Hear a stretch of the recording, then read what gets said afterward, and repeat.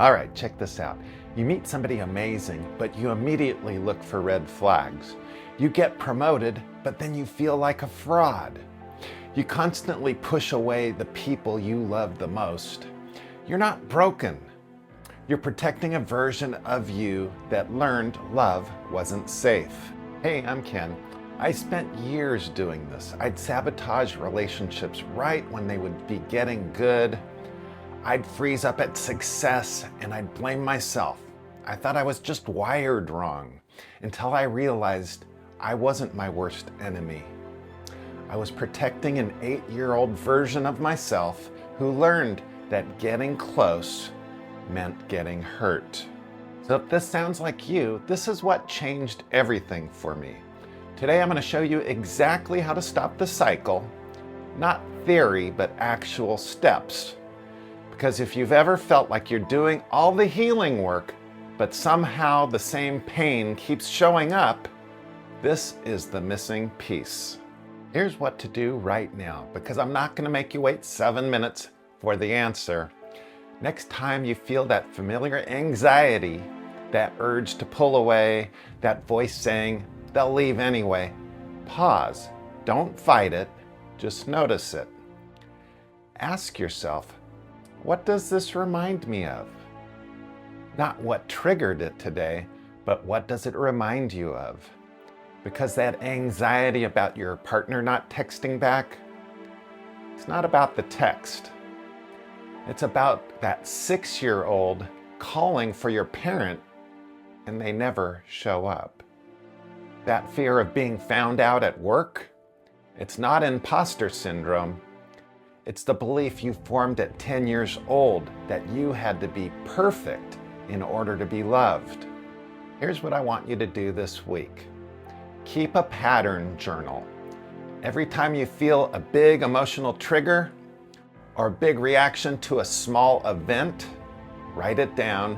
What happened, how you felt, and what's the earliest memory you have of this happening. You'll start seeing the same 2 to 3 patterns emerge. That's your inner child showing you exactly where the healing needs to happen. All right, let me explain why this works. Because once you understand this, everything changes.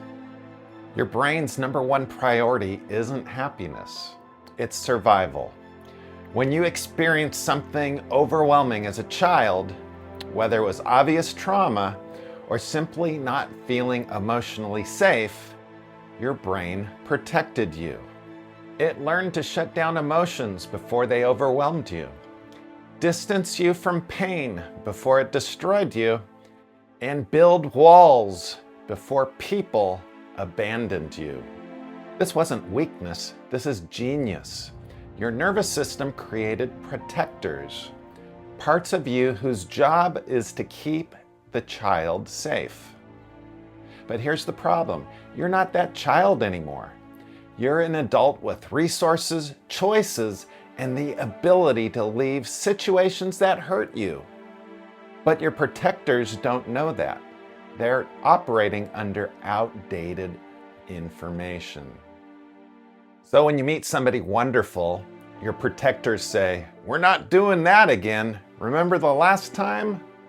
And you start hunting for red flags that aren't even there. When you get promoted, your protector says, "If we get too visible, we'll be exposed and rejected." And you freeze. Does this sound familiar? Drop a thumbs up in the comments if this is hitting home, and be sure to like this so it can reach more people. Here's the next step that can set you free. Talk to your protectors. So if these protectors are trying to help you, how do you stop them from sabotaging your life? When you feel that anxiety, that urge to run, that voice saying, "I'm not good enough," don't fight it. Thank it. Literally say out loud or in your head, "Thank you for trying to protect me. I know you're scared, but I'm safe now. The adult me can handle this." This is called compassionate reparenting. You become the loving parent your inner child needs.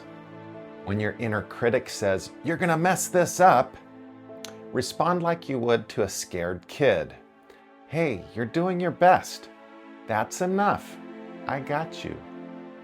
When you feel the urge to push somebody away, say, "I know closeness felt dangerous before, but this person has shown up consistently. We can try something different now." Why this works: your protectors don't rest when you fight them. They rest when they feel safe, when they trust that the adult in you can handle what the child in you couldn't. I want you to practice this for 7 days. Every time you catch a protective reaction, acknowledge it, thank it, reassure it, and watch the shift happen. All right, we're going to go deeper into why this inner child thing is so powerful, because it's not just a metaphor. So if your caregivers were distant, inconsistent, or overwhelmed, you learned early on, my needs won't be met. My emotions are too much. I have to handle this alone. So you suppressed your feelings. You became self-reliant, and you stopped asking for help. And it worked. You survived. But survival mode and thriving mode are two completely different operating systems. That hypervigilance that kept you safe as a kid, it now shows up as chronic anxiety. That independence that protected you, that now blocks intimacy. That emotional shutdown that helped you cope, it now leaves you feeling empty. Here's what I wish somebody would have told me years ago. These aren't character flaws, they're adaptations. Your nervous system did exactly what it needed to do. The problem is you're still running on that old software. You're a 30, 40, 50-year-old adult operating on a program written when you were a child. And here's the truth most healing advice won't tell you. You can't delete these parts. You can't fix yourself because you're not broken. You can only integrate these parts. The path forward is in integration. Integration means this: you acknowledge your protectors, thank them for keeping you alive, and gently let them know the adult you is here now. Here are 4 steps to remember when integrating. 1, build safety in your nervous system. Breathe, ground, and move daily. Your body needs to feel safety, not just think it. 2, set boundaries. Set boundaries from people or situations that make you feel unsafe. Protectors work overtime when you're in unsafe situations. 3, find your people. Healing happens in relationship. Find people who can hold space. That's how your nervous system learns love is safe again. And 4, reconnect to purpose. Healing isn't just about pain. It's about remembering why you're here. What lights you up? What would you do if you knew you couldn't fail? Ask your inner child. They know. This is the healing journey everybody avoids. Not because it's hard, but because it's too honest. So tell me, what hit home for you? The self-sabotage, the protectors, the inner child? Drop it in the comments. Your story might be exactly what somebody else needs to hear today. And if you want to go deeper and actually go into your 2.0 self, be sure to check out my new video, the 7-Day Identity Shift Challenge. The link's in the description. And remember, you're not broken. You're not beyond repair. You're just carrying the armor you don't need anymore. Thank your protectors for keeping you safe, and gently let them know the adult you is in charge now. Be sure to subscribe for more daily videos on healing, identity, and purpose. We're building a community where we're learning and growing together. Thank you so much for watching, and Namaste.